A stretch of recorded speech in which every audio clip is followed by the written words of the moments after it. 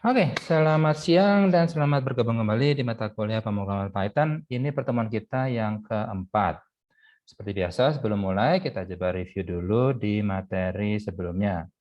Di pertemuan kedua, kita bahas tentang jenis data. Ingat kan, di jenis data di Python itu ada bilangan bulat, bilangan pecahan, dan juga bilangan boolean yang nilainya itu hanya antara true atau false.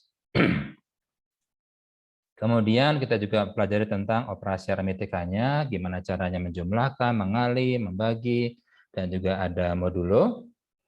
Nah, kemudian di pertemuan minggu lalu, nah ini yang paling serunya, yaitu tentang percabangan atau branch dan juga iterasi atau loop. Di Python kita hanya mengenal if untuk branch dan while dan for untuk loop. Kalau kita coba review menggunakan Google Colab,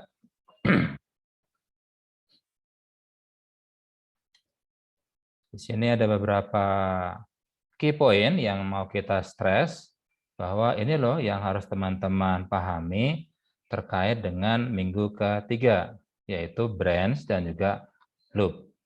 Nah, di branch dan loop ini, untuk branch, sama seperti di bahasa C ataupun bahasa lainnya, formatnya adalah pertama pasti if, dan kemudian adalah Boolean expression. Boolean expression itu dia suatu ekspresi, maksudnya kan ekspresi itu apa? Ekspresi adalah gabungan dari dua buah operan dan juga operator. Nah, ekspresi dia ada yang menghasilkan nilai, seperti misalnya ini. Ini hasil nilai, value. Tapi kalau seperti ini kan juga ekspresi. Ini operan, dan ini operatornya. Nah, kalau digabungkan dia jadi ekspresi. Nah, ekspresi yang ini dia tidak menghasilkan angka, tapi dia menghasilkan kebenaran, apakah true atau false. Apakah 5 lebih besar daripada 2? Benar, berarti true. Nah, ini yang akan dicek oleh if.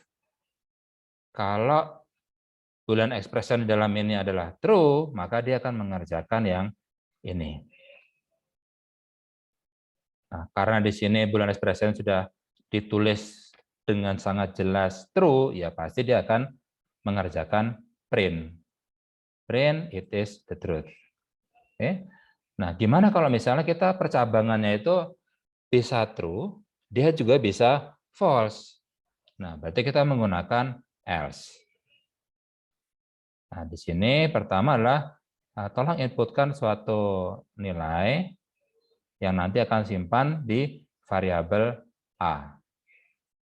Maka pada saat saya ketik misalnya 4, maka 4 ini akan dibaca oleh fungsi input, diubah formatnya menjadi integer, dan disimpan di variabel namanya A. Ingat kan, variabel itu dia ada namanya apa dan value-nya apa. Nah, kemudian seperti if yang di atas, sekarang dicek apakah A lebih besar pada 0. Nah, kalau misalnya saya inputkan 4, maka dia akan mengecek apakah 4 lebih besar daripada 0. Jawabannya true kan? If true, maka dia akan mengerjakan yang ini. Karena sudah ketemu yang true, dia nggak akan mengerjakan yang else-nya. Dia nggak akan mengerjakan true. Kalau udah ketemu true, ya dia nggak akan balik lagi ke atas menjalankan yang false. Tapi true, udah selesai. Nah, di sini kalau saya enter, maka dia akan memprint, yes, you have done well, my apprentice.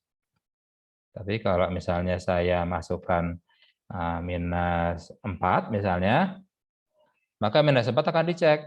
Apakah minus 4 lebih besar daripada 0? Salah kan? Nah, karena false, dia tidak akan mengerjakan yang ini. Tapi dia akan mengerjakan else-nya. Berarti dia akan memprint yang ini. Oke, itu tentang percabangan. Tapi gimana kalau percabangannya lebih kompleks? Jadi, pertama kalau true ke sini, kalau false ke sini. Tapi terus dicek lagi. Ada pengecekan, kalau true ke sini, kalau false ke sini. Terus seperti itu. Nah, kita bisa menggunakan yang namanya nested if. Jadi ada if, kemudian else if lagi, else if lagi, else if lagi, sampai akhirnya terakhir adalah else. Kita coba saja. Di sini adalah suatu program. Dia pertama akan memprint menu. Apakah saya mau melakukan penjumlahan atau mau melakukan pengurangan. Kita coba saja. Ini menu addition atau subtraction. Misalnya, saya ingin melakukan penjumlahan. Jadi saya ketik 1 untuk menu 1, kemudian enter. Nah, karena saya mengetikkan 1, maka nilai variabel menu itu adalah 1. Jadi inputnya saya tadi, yang 1 di sini, itu akan masuk melalui fungsi input, diubah menjadi bilangan integer, dimasukkan ke variabel namanya menu. Nah, sekarang nanya, tolong dong sekarang masukkan nilai A berapa? Soalnya kan tadi bilangnya mau penjumlahan. Kalau penjumlahan berarti saya butuh 2 angka nih, A dan B. A-nya berapa? Misalnya 5. Kemudian B-nya berapa? Misalnya 9. Nah, kemudian begitu saya enter, maka dia akan ngecek, tadi menunya berapa ya? Oh, menunya kan 1 tadi saya masukkan. Nah, karena menu sama dengan 1, menu equal to 1, maka saya akan mengerjakan yang ini. Tapi kalau misalnya saya tadi menunya saya pilih 2, saya akan tidak mengerjakan yang ini. Karena ini jadi return-nya false kan, menunya 2 kok. Ini ngeceknya menunya 1. Tapi kalau menunya 2, maka saya mengerjakan yang ini. Kita coba saja. 9 misalnya, enter, maka dia akan bilang A tambah B sama dengan 14. Berarti dia akan mengerjakan yang ini. Karena menunya adalah 1. Kita coba ulang lagi. Gimana kalau misalnya saya pilih 5? Maka tetap dia minta A dulu, 5. Kemudian minta B, 4.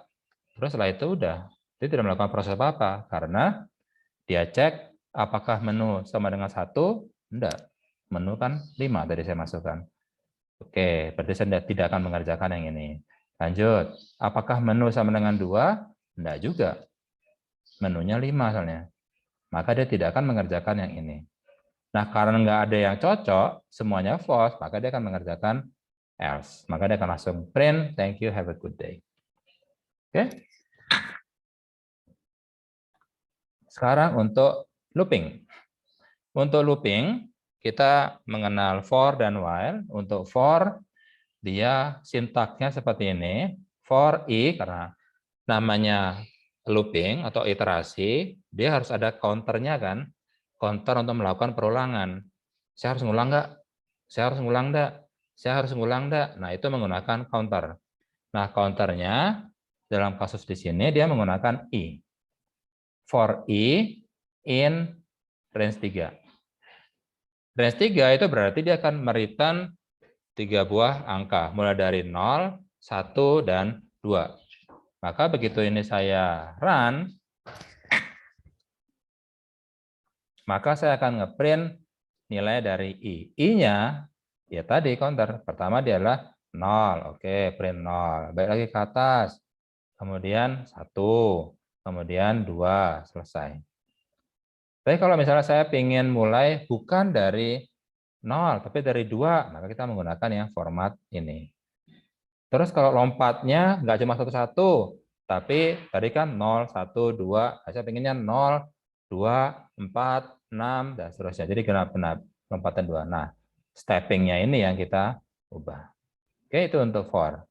Sementara kalau while, nah, pertama teman-teman harus paham kapan kita pakai for dan kapan kita pakai while. Kalau jumlah iterasinya sudah kita ketahui, misalnya saya mau ngeprint angka dari 0 sampai 100. Berarti kan jumlah perulangannya kita tahu kan, 100 kali. Nah, kalau jumlah perulangannya atau jumlah iterasinya sudah kita ketahui, pakailah for. Tapi kalau kita belum tahu jumlah perulangannya berapa, ini bisa sekali, bisa 2 kali, bisa 100 kali, atau malah bisa nggak sama sekali. Gitu. Nah, itu menggunakan while. Oke, itu konsep antara for sama while. Nah, kemudian di sini ada tugas, buatlah sebuah program kecil yang akan mengerjakan 3 pekerjaan ini. Oke, kita coba saja. Pertama adalah tanyakan input kalimat dari user. Oke, kita masukkan ke variabel, misalnya kalimat sama dengan input,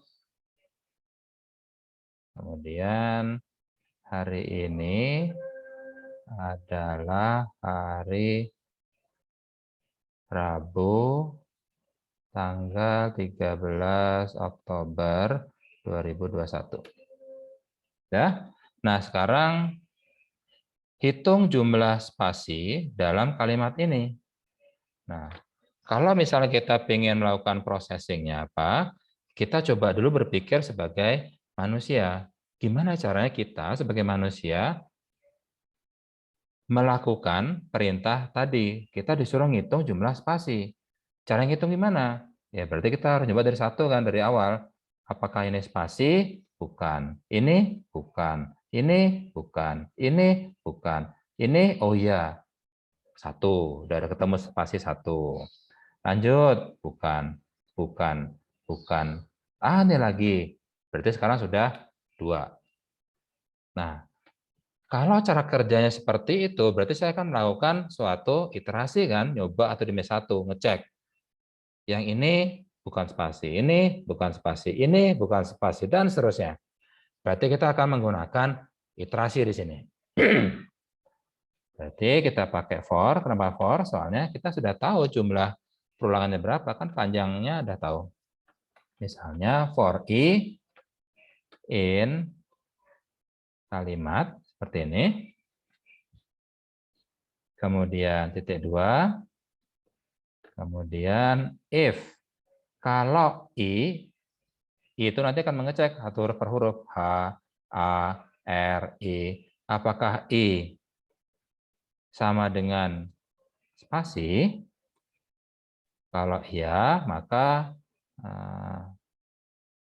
jumlah sama dengan jumlah tambah 1. Maksudnya jumlah spasinya.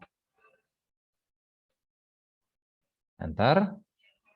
Oh, dibilang salah. Errornya adalah nama jumlah belum didefinisikan. Oh, oke. Kita pakai jumlah sama dengan 0. Baru kita coba jalankan programnya lagi. Ctrl C, Ctrl V, Enter. Selesai tanpa error. Kemudian kita ingin tahu jumlah itu berapa. Ternyata dia adalah 8. Apakah benar 8? Kita coba. 1, 2, 3, 4, 5, 6, 7, 8. Berarti benar ada 8 jumlah spasi di kalimat tersebut. Oke, nah itu tentang review minggu kemarin. Sekarang kita coba untuk minggu ini. Kita akan bahas tentang list, tuple, dan juga dictionary. Nah, kalau kita tahun lalu belajar tentang bahasa C, teman-teman pasti sudah biasa menggunakan yang namanya array. Hanya bedanya kalau array, elemen di dalam array tadi dia harus sama persis. Kalau mau integer ya integer, karakter. Makanya namanya array of integer, array of karakter, dan seterusnya. Nah, kalau di Python bebas. Kita mau mencampurkan apapun dalamnya bisa. Oke. Nah, kita coba mulai dari materinya.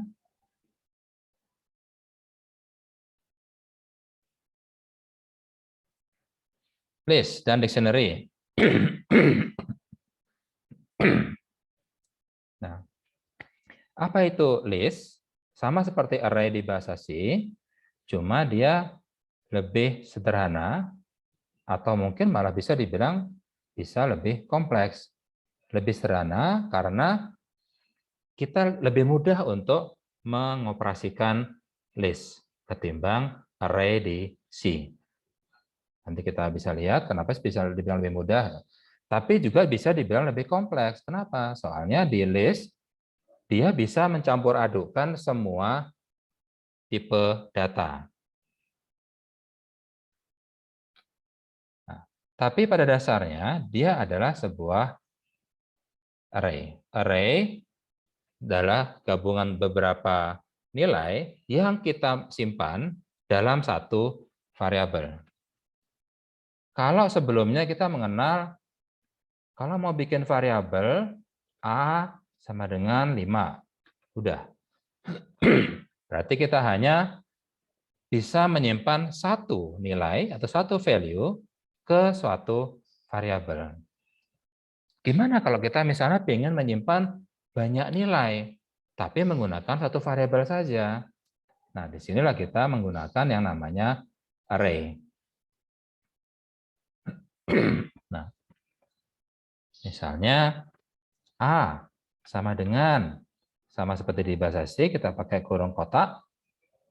1, 2, 3, 7, 0, minus 4, minus 19, dan 15. Enter.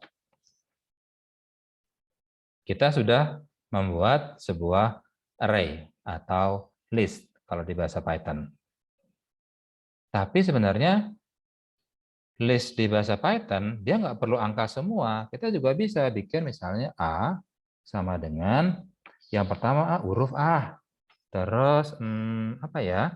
Setelah itu misalnya huruf A. Kemudian bilangan pecahan A 0,3. Terus apa ya? Kalimat. Misalnya halo. Terus udah. Maka saya sudah membuat sebuah list yang isinya campur aduk. Ada bilangan bulat, ada bilangan pecahan, ada huruf, dan juga ada kata. Mau ditambahin boolean, boleh kasih true atau false. Cuma konsepnya list, dia berarti adalah dia bisa mencampur semua tipe data. Beda dengan di C. Oke? Nah, itu adalah list. Contoh keperluannya misalnya adalah seperti ini. A sama dengan yang pertama ini adalah NIM, student ID 111192055. Ini NIM saya zaman dulu. Kemudian setelah NIM apa ya? Nama. Bugi Aditya. Kemudian IPK, jangan malu kalau IPK.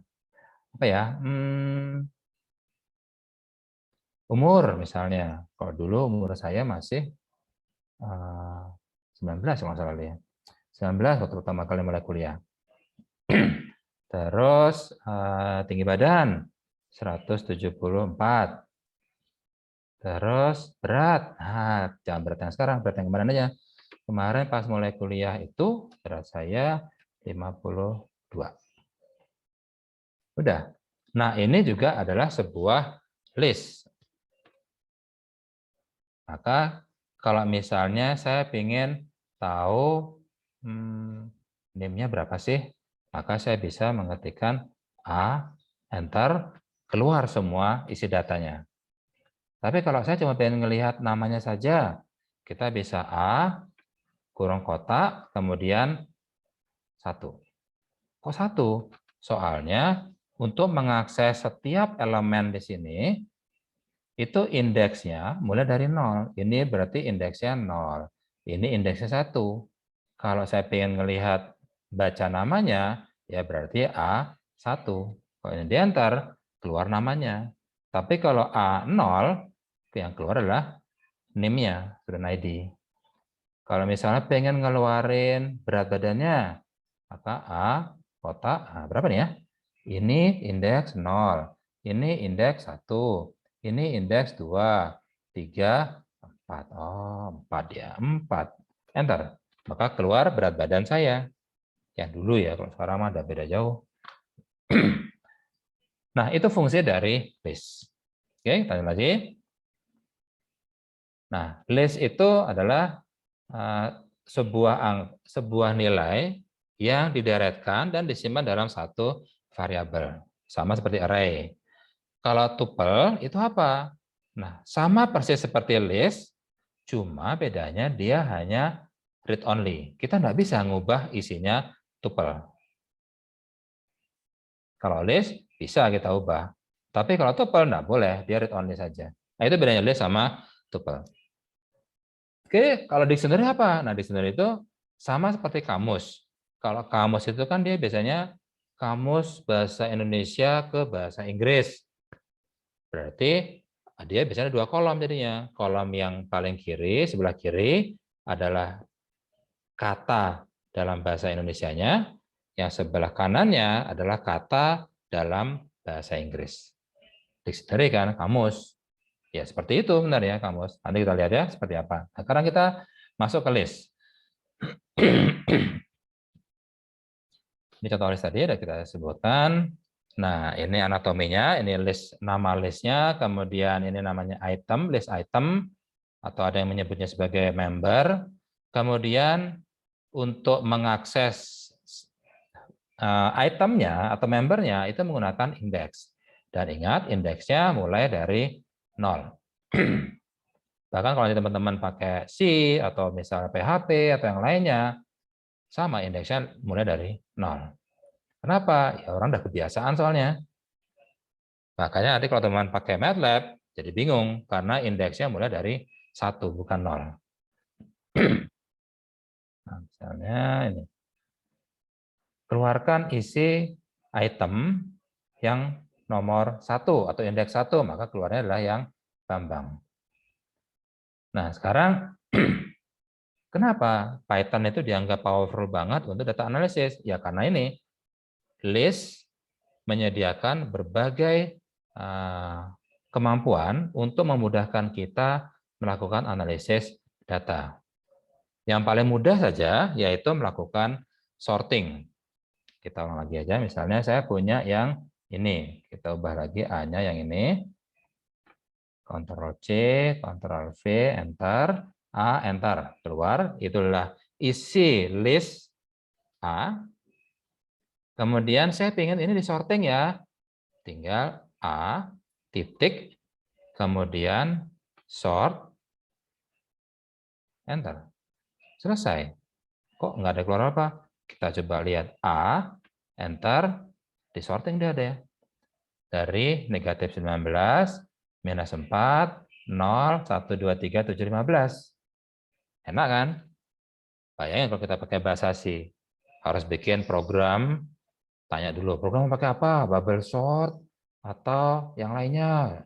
Bubble sort, oke, kita bandingkan terus demi 1, bawa paling besar paling ke sana, terus nyoba satu dan seterusnya. Nah, kalau di Python kita nggak usah mikir itu, langsung aja sort, selesai. Makanya banyak orang yang bilang, wah enak pakai Python nih buat analisis data. Soalnya mau sorting ya tinggal panggil aja fungsinya, sort. Nah, cuma ini bukan fungsi ya, ini adalah metode namanya. Nanti kita bahas apa itu metode. Nah, selain sorting, apa lagi? Kita bisa menambahkan item baru. Misalnya, A-nya kan tadi ini. Saya ingin nambah baru lagi. A menggunakan append, kurung buka, di sini kasih tahu help-nya, masukkan objeknya. Objek apa yang mau ditambahkan? Objek itu maksudnya nilainya. Misalnya saya ingin masukin minus 25. Enter. Maka begitu saya ketik A, ketambah dia minus 25. Tapi di belakang. Jadi metode append dia berfungsi untuk menambahkan item baru atau value baru ke belakang dari list. Jadi dari buntutnya list ditambah lagi di belakangnya minus 25. Kalau saya append lagi, misalnya sekarang 73, enter, maka 73 akan ditambahkan di belakang. Seperti itu. Tapi kalau misalnya saya ingin nambah angka baru, value baru, tapi nggak di buntut, tapi di tengah-tengah, misalnya di antara 0 sama 1. Nah, itu berarti bukan pakai append metodenya, tapi menggunakan insert. A dot insert kurung buka, kasih tahu mau diinsert di mana nih, indeksnya nomor berapa, kemudian objeknya apa, atau value-nya berapa.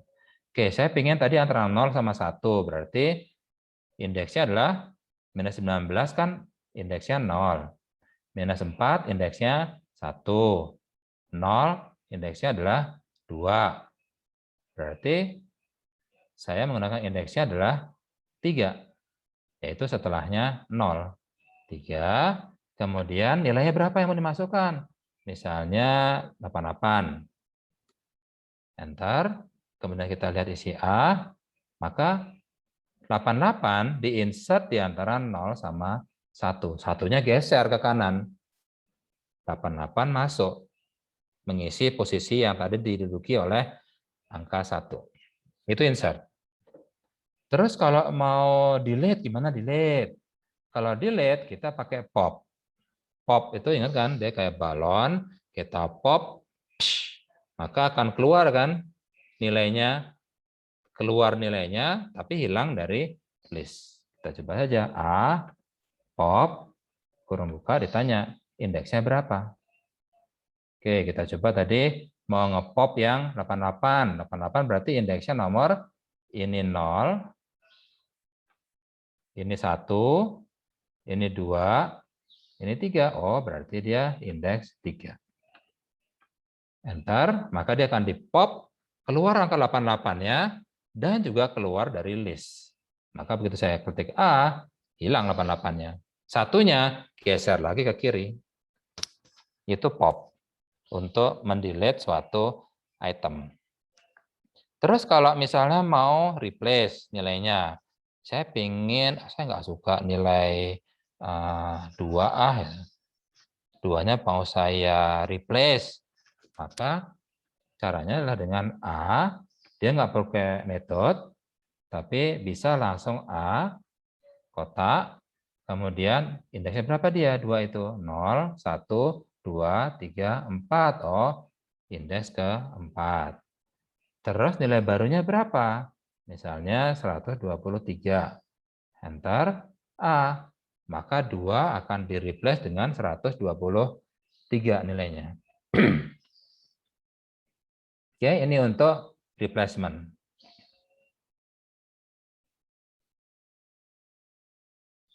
Nah, terus apalagi replacement sudah, extension. Nah, saya misalnya ingin menggabungkan 2 buah list menjadi 1 list. Nah, caranya adalah dengan menggunakan extend. Misalnya kita ini A sudah ya. Coba kita bikin lagi B misalnya. B sama dengan misalnya sekarang pakai huruf aja biar beda. A, Z, X. Ya. A-nya adalah ini, B-nya adalah ini. Sekarang A titik append B. Ini fungsinya adalah untuk menempelkan B ke belakangnya A. Ini kalau saya enter, dan kemudian saya ketik A, dia jadi panjang. Dia jadi ketambahan A, Z, dan X. Oke.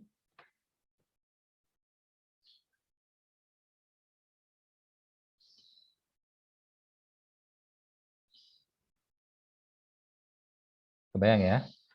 Nah, tapi ada cara juga yang lain, misalnya dengan menggunakan A ditambah B. Kalau ini saya enter, maka saya akan menempelkan B di belakangnya A.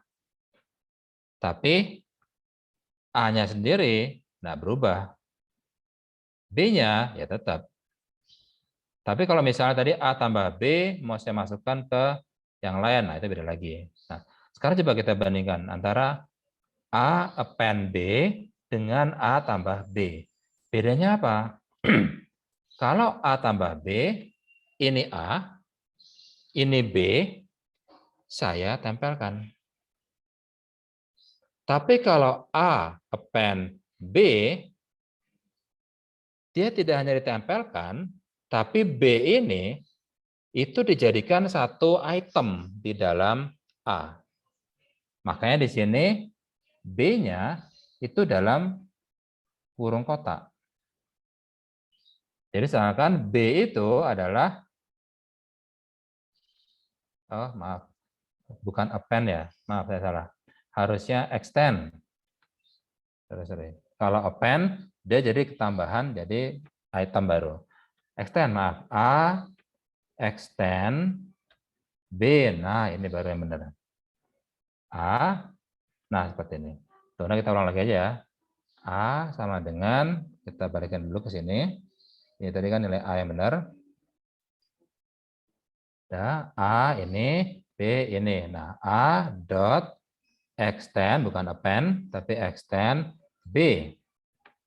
Enter. Kemudian A, maka A akan jadi seperti ini. Jadi A ditempel ujungnya dengan B. Tapi kalau A tambah B, sama juga seperti ini. A tambah B. Oh, kok beda? Karena A extend B, dia sifatnya permanen. Jadi A-nya sudah ketambahan B di ujungnya. Nah, sekarang A ditambah B lagi belakangnya. Makanya di sini double jadinya.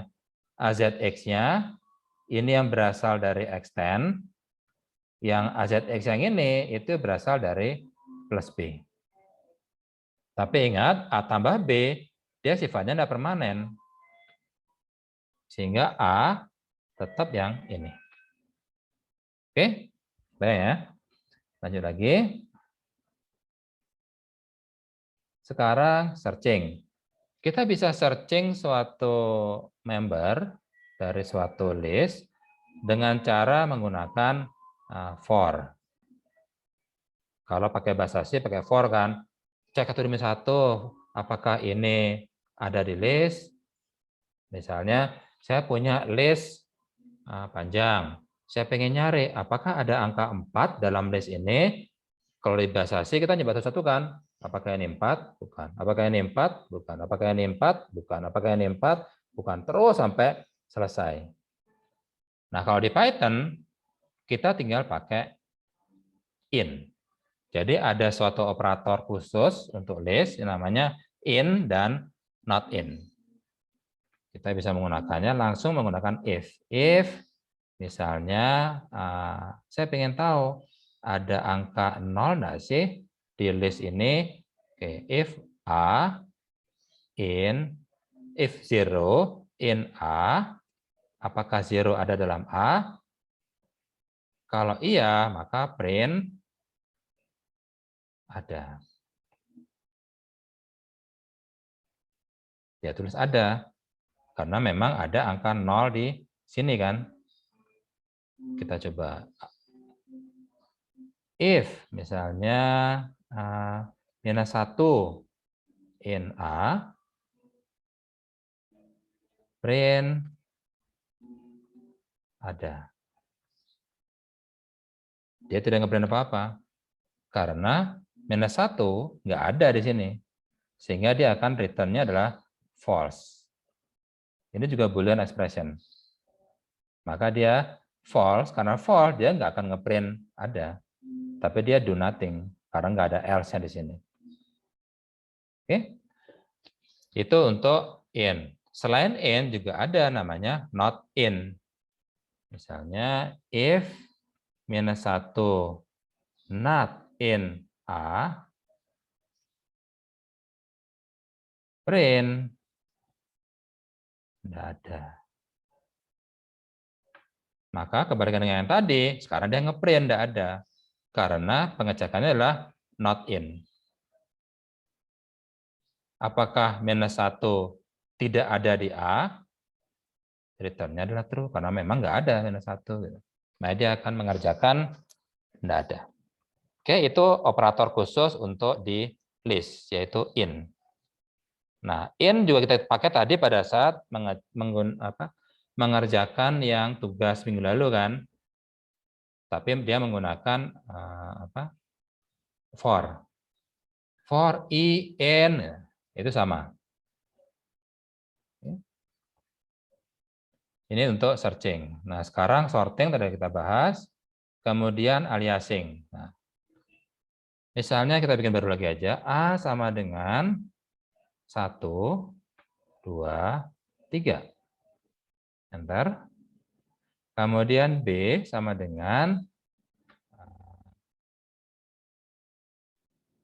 10, 11, 12. Seperti ini. Sekarang kita bilang, oh, B sama dengan A.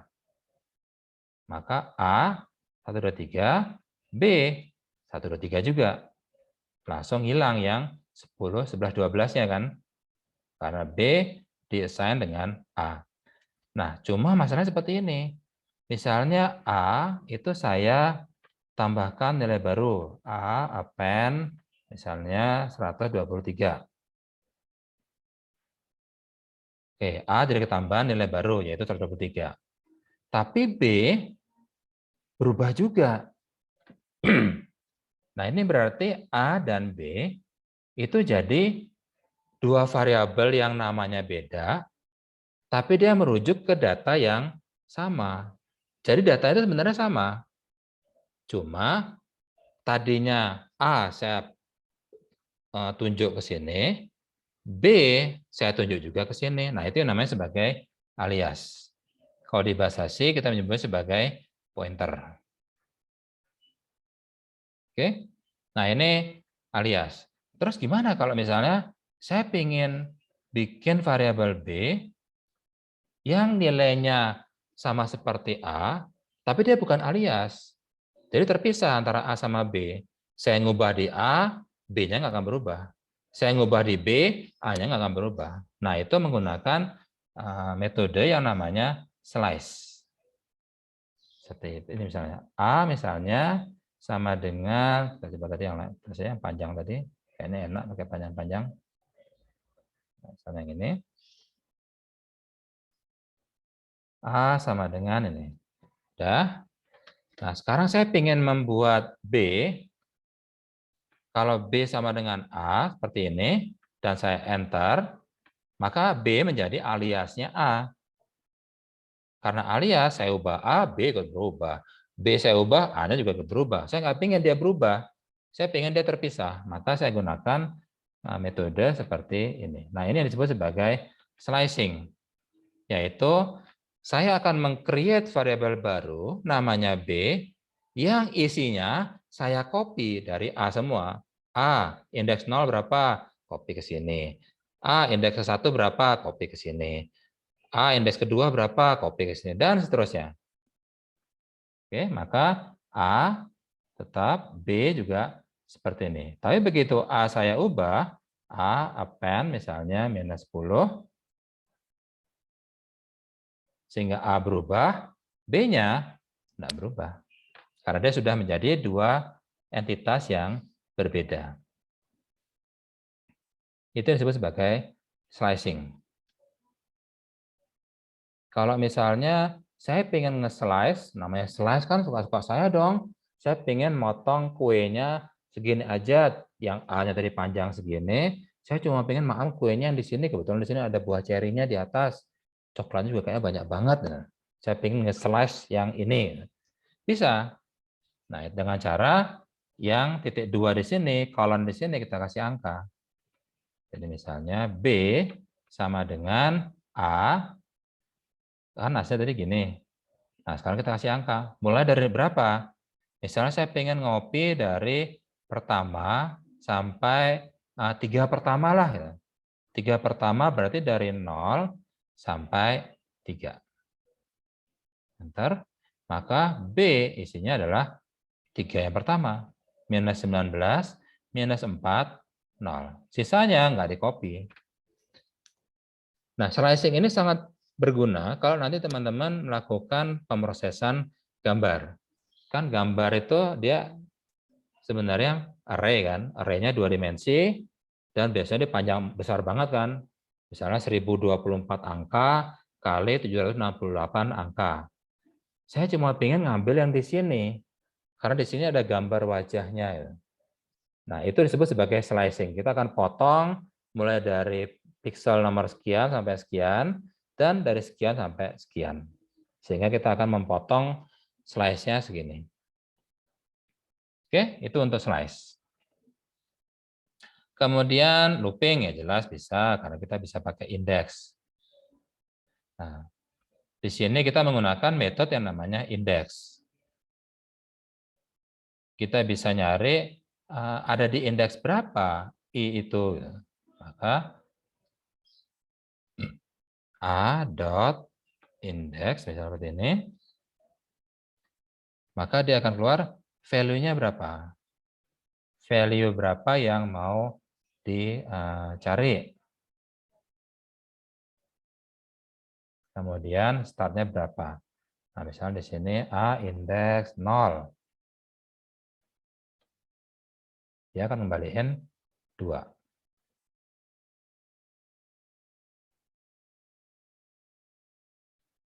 A indeks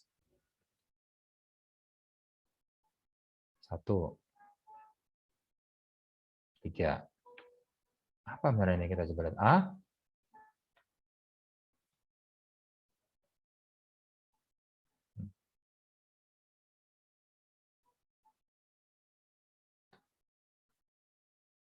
Nah, jadi sebenarnya apa? Fungsi dari indeks tadi. A indeks 0. Kok dia kembaliin 2 ya? A indeks 1 kembalinya 3. Coba terusin lagi. A indeks 2. Oh, dia bilang nggak ada. 2 tidak ada dalam list. Kok 2 nggak ada dalam list? Oh iya, nggak ada 2 ya. Oh, berarti indeks ini dia adalah mencari suatu value. Ini value-nya yang ingin kita cari. Dan dia akan mengembalikan value tersebut ada di indeks nomor berapa. Contoh seperti ini. Saya pengen tahu indeks untuk value 0. Dia cari. Ada nggak 0? Oh, ada ini. Dia ada di indeks berapa? 0, 1, 2. Oh iya, dia di indeks 2. Terus A indeks 1. Ada nggak value 1 di list A ini? Kita lihat. Ini bukan, ini bukan, ini bukan. Oh, ini dia. Dia indeksnya berapa? Value 1. 0, 1, 2, 3. Oh, 3. Berarti indeks ini dia kita bisa minta tolong cariin dong nilai ini ada di indeks berapa gitu. Nanti dia return-nya adalah nomor indeksnya. Jadi kalau kita misalnya mengetikkan a dot index kemudian misalnya 73. Dia ada di mana? Oh, 9. Berarti dia ada di indeks nomor 9. Oke. Nah, selain indeks, tadi ada pop, ada sort, ada yang lainnya lagi. Ada apa lagi sih? Teman-teman bisa mencari dengan a dot, tunggu sebentar. Nah, dia akan keluar. Ada append, sudah kita pakai dari append buat nambahin di ujungnya list. Clear, clear itu nanti untuk menghapus seluruh isi data. Tapi nama listnya tetap ada. Copy untuk mengcopy value-nya. Count untuk menghitung. Extend tadi sudah kita pakai untuk menggabungkan list dengan list lainnya dan seterusnya.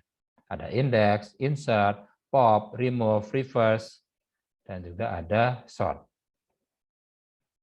Nah, yang count di sini sebenarnya bisa kita pakai untuk mensolusikan problem kita yang di minggu lalu, yang mencari space. Coba aja. Kalimat sama dengan hari ini Rabu tanggal 13 Oktober. Nah, ya. Kalimat seperti ini. Kita disuruh hitung space. Ya, tinggal kalimat dot count kemudian spasi 5. Sebenarnya bisa dengan mudah seperti ini, cuma minggu lalu kan kita belum belajar metode. Sebenarnya metode ini baru kita pelajari nanti sih setelah UTS. Cuma ya ini cara lain. Jadi ada metode di list yang bisa memudahkan kita untuk menghitung berapa sih jumlah A, berapa sih jumlah spasi, dan seterusnya. Oke. Nah, tadi sudah menggunakan count. Selesai. Berarti sekarang kita coba masuk ke dictionary. Oh ya, sebelum dictionary kita bahas sedikit tentang tuple. Tuple tadi sudah kita singgung bahwa tuple adalah list, tapi dia read only. Nah, kalau misalnya A kita buat dengan menggunakan kurung kotak, itu berarti list. Kalau tuple, dia menggunakan kurung biasa. 1, 2, 3, misalnya seperti ini. Kita bisa ngeprint A, A0, bisa. Tapi kita nggak bisa mengubah nilainya. Misalnya A, append 10. Dia bilang nggak ada. Ini tuple. Saya nggak punya append di sini. Terus misalnya A, 0 sama dengan 10. Dia juga bisa bilang, nggak boleh diubah, ini tuple kok. Seperti itu contohnya. Oke. Nah, sekarang kita masuk ke dictionary. Nah, dictionary seperti kamus, dia ada 2 kolom. Kolom pertama bahasa Indonesia, kolom kedua adalah bahasa Inggris. Misalnya kita pakai kamus sama dengan ini adalah kucing. Dan pair-nya adalah cat bahasa Inggris. Terus anjing. Bahasa Inggrisnya adalah dog. Kemudian tikus. Bahasa Inggrisnya adalah mouse. Nah, di dictionary, ini adalah nama dictionary-nya. Ini disebut sebagai key-nya. Jadi yang sebelah kiri tadi, yang sebelah kiri, yang bahasa Indonesia itu adalah key-nya. Sebelah kanannya adalah value-nya. Oke, berarti kalau saya ingin mencari value dari key ini, saya tinggal kamus, burung, kemudian kucing. Maka dia akan mengembalikan atau return value-nya, yaitu cat. Kalau misalnya saya cari kamus, apa ya, misalnya burung. Dia bilang error, nggak ada key burung. Adanya cuma kucing, anjing, tikus kan. Oke, itu cara kita mereturn nilai atau value dari kamus kita, yaitu dengan menggunakan key-nya. Kalau kita balik ya nggak bisa. Misalnya kamus cat. Dia akan bilang nggak ada key cat. Adanya key-nya adalah kucing. Cat itu value. Nah, mau dia nyari berdasarkan value. Dia hanya mau berdasarkan key-nya saja. Oke. Nah, sama seperti list, kalau di dictionary itu ada beberapa metode yang bisa kita gunakan untuk memudahkan kita memanipulasi kamus. Pertama, mengeluarkan value-nya. Tadi sudah kita pakai, kamus kucing, keluar dia cat. Tapi kalau misalnya mau mengganti, saya nggak suka cat. Saya sukanya yang imut-imut kecil-kecil. Cat-nya mau saya ganti dengan kitten, anak kucing. Oke, berarti kamus kucing. Nah, kalau ini saya enter kan dia keluar cat kan. Nah, ini saya kasih value baru. Saya ganti bukan cat tapi kitten, anak kucing. Maka kamus dia berubah jadi kitten. Dan kalau saya panggil ini, yang keluar adalah kitten. Cat-nya udah hilang. Udah dihapus, ditumpuk dengan menggunakan kitten. Nah, terus Kalau saya mau nge-replace key-nya bisa enggak? Enggak bisa. Kita hanya bisa mereplace value, yaitu yang sebelah kanan. Sebelah kirinya nggak bisa diganti. Terus kalau salah gimana? Misalnya saya nggak suka tikus, kok kayaknya geli gitu. Yang ganti yang lain gitu. Nah, nggak bisa. Caranya yaitu dihapus dulu tikusnya, satu pair ini dihapus, baru kemudian create baru. Jadi misalnya seperti ini, kita coba hapus dulu kamus.pop. Kita akan mencoba menghapus apa tadi? Tikus. Seperti ini. Maka gitu kita ketik kamus, hilang tikusnya. Dari pop, dari pecahin. Nah, baru sekarang kita add. Sekarang kamus tikus, tikus apa ya bahasa yang lebih ini katanya?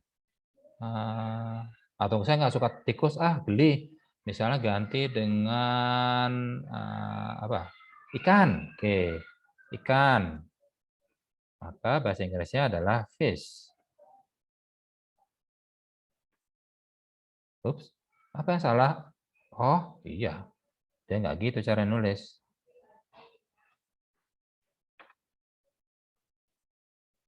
Cara nulis adalah sama dengan. Udah, maka kamus keluar ikan dan fish-nya. Wah, salah ketik tadi ikannya, kok saya kurang N misalnya cuma IK gitu. Ya berarti saya harus delete dulu pakai pop, IK fish-nya saya hapus, kemudian saya bikin baru lagi. Nah itu caranya kita mengganti key. Nggak bisa langsung, tapi ya di drop dulu, di pop dulu, terus di add. Oke, itu untuk dictionary. Kemudian terkait yang aliasing, atau kalau sebelum masuk ke aliasing, kita coba lihat dulu. Sebenarnya kalau list, tadi kan banyak tuh metodenya. Kalau kamus, apalagi metodenya ya? Oh, ada banyak. Ada clear, copy, from keys, ada get, items, keys, pop, pop item, dan lainnya. Jadi ternyata ada banyak. Oke. Nah, kemudian aliasing. Sama seperti yang di list, aliasing juga berlaku di dictionary. Contoh misalnya, saya punya kamus seperti ini tadi kan, kucing, anjing, sama ikan. Terus saya bikin kamus satu yang sama dengan kamus saja. Maka kamus isinya ini, kamus satu isinya ini. Tapi begitu misalnya saya nambah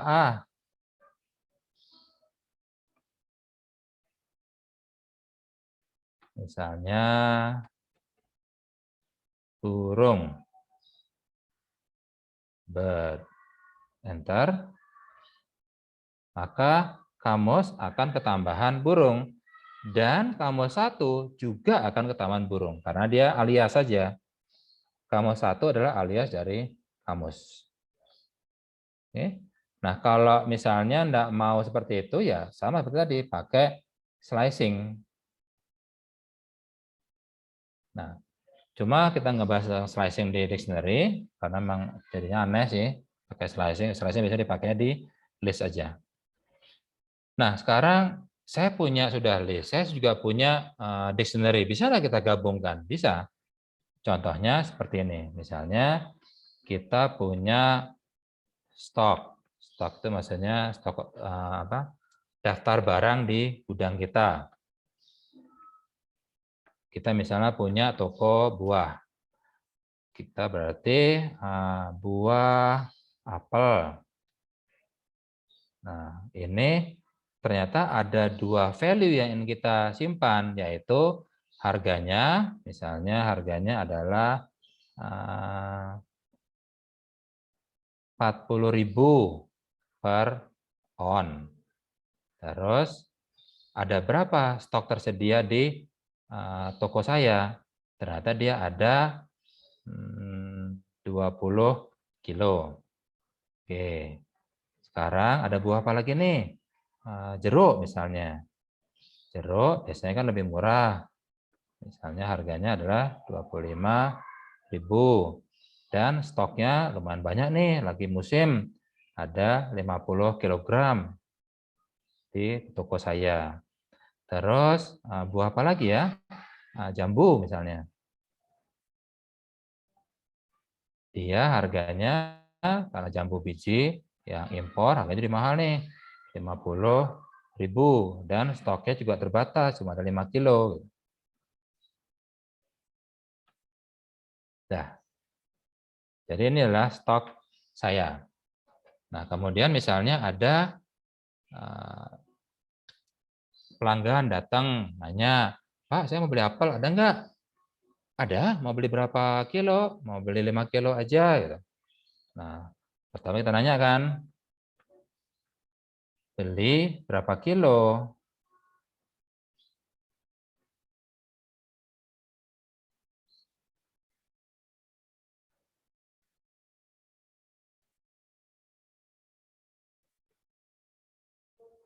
Ini apps, nah, kurang. Nah, beli berapa kilo, sis? 5 kilo aja. Oke, berarti berisi nilai 5. Terus kita bisa ngitung. Bayarnya berarti harganya berapa? Harganya kita ambil dari stok. Stok apel, ini beli apel tadi ya. Terus yang ke 0 dikali beli. Berarti pelanggan tadi harus bayar sebanyak Rp200.000, yaitu 5 kilo kali 40.000. Nah, cara kita mengeluarkan harganya ya berarti kita cari dulu dengan key apel. Key apel dia kan mereturn ini kan. Terus saya nggak perlu semuanya, saya cuma perlu angka pertamanya karena saya perlu harganya aja. Pakailah indeks 0. Berarti sisanya jadi gimana? Sisanya jadi stok apel 1, karena ini jadi 1 kan. Ini jadi 0, ini indeks 1-nya. Sama dengan stok apel 1 dikurangi belinya.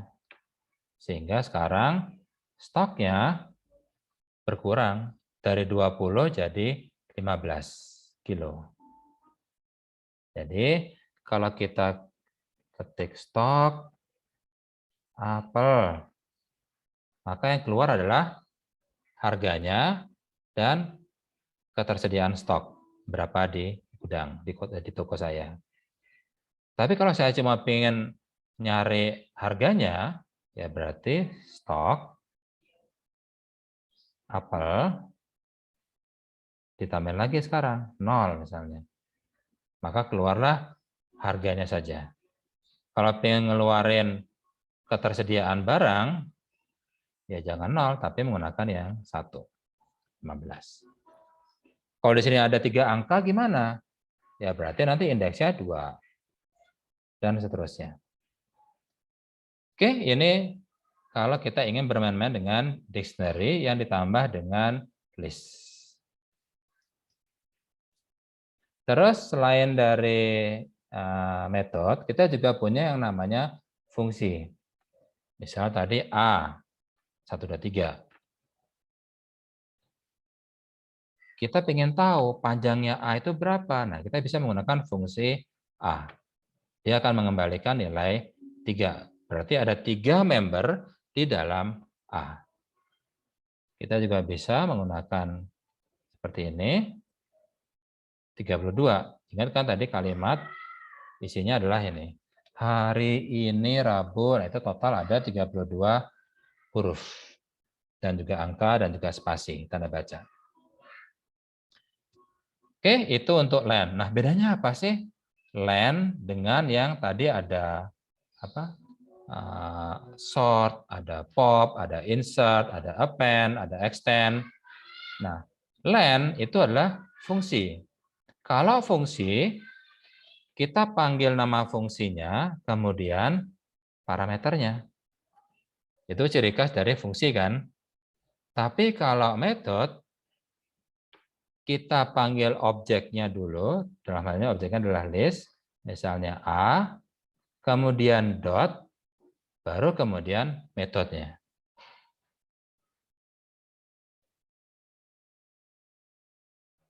Oke, itu sedikit perbedaan antara fungsi sama metode. Perbedaan jelasnya nanti kita baru bahas pada saat kita bahas tentang object oriented. Soal metode itu ciri khas dari object oriented. Oke, sudah jam 22.31, udah 1 jam. Ada pertanyaan dulu sampai sini? Pak. Nggak ada ya? Izin bertanya, Pak. Oh, monggo silakan. Kalau misalnya di tipe data dictionary itu, kalau misalnya kita mau menambahkan datanya di tengah-tengah, itu gimana, Pak? Kalau biasanya kan kalau defaultnya di akhir belakang kan? Ya, ini kan kamusnya ya. Ya. Tadi kita menggunakan kalau mau nambah kamus, kemudian key-nya apa, kemudian value-nya apa. Nah, ini akan menambahkan di belakang ya. Iya, Pak.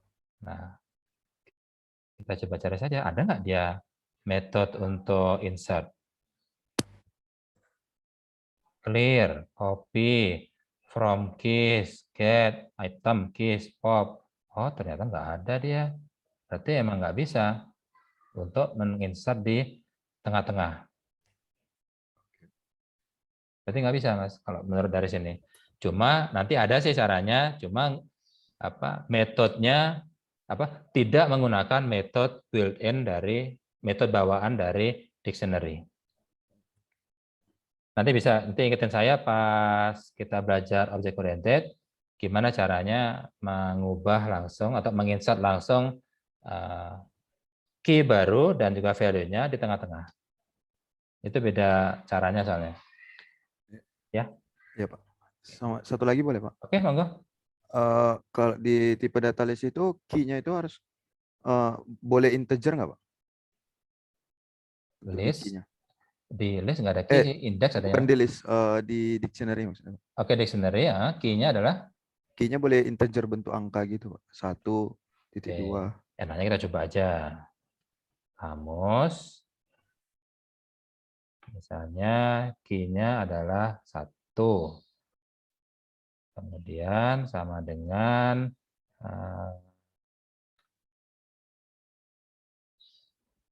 halo. Kamus bisa. Berarti dia bisa menerima jenis data apapun.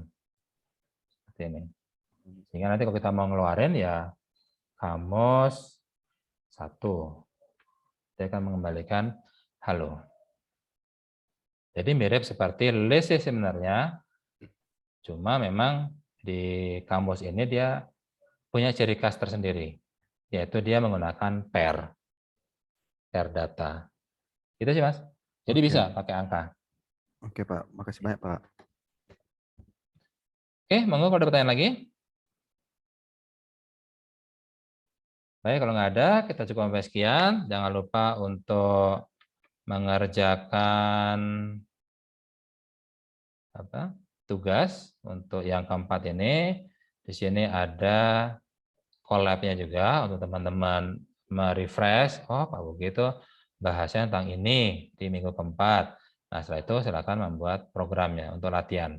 Ingat, ini adalah untuk attendance saja, bukan untuk dinilai. Untuk nilai sendiri, nanti kita Sabtu akan mengadakan quiz online. Dalam 1 jam, teman-teman diminta untuk membuat sebuah program sederhana. Oke, baik, itu aja dari saya. Terima kasih dan selamat sore. Sampai ketemu minggu depan. Sore, Pak. Terima kasih banyak, Pak. Terima kasih banyak. Yuk. Izin live, Pak. Terima kasih, Pak. Yuk. Terima kasih, Pak.